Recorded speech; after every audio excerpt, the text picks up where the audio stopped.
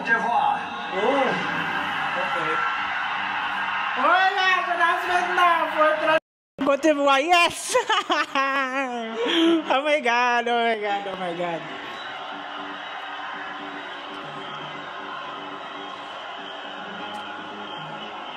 Oh my gosh! Ay, si Atisa. Kalingon nang sabi, akin na to. Atisa! Mexico. Thailand. Mexico. Mexico. Philippines. Oh my gosh! Third runner up. There we go. Okay lang, not bad. Not bad. Feeling ko Venezuela to. Yung mga malalakas talaga. Venezuela. The second runner-up is Mexico. So, ibibigay na talaga nila sa Thailand. Venezuela. Oh! Really? Grabe, baliktad ata! Wait lang, baliktad yung kanilang ranking. Hala, Mexico tsaka Thailand na naman! Ano Talaga to? ba?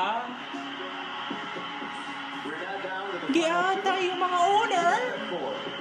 Miss Mexico, Miss Thailand. One of you will be taking the crown and representing So, first crown na for Thailand sa Miss Universe. If for any reason the winner is unable to complete her duties, Grabe ah. the first runner-up. Hala, parang baliktad naman yung ranking. Good luck, ladies. I'm speechless. Ayoko na.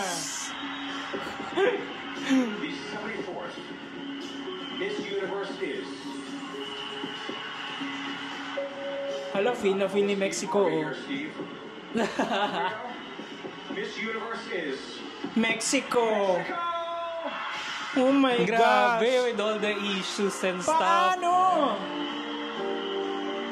But, yeah, there we go. Bye. See you next time. Ayan, next year na lang ulit.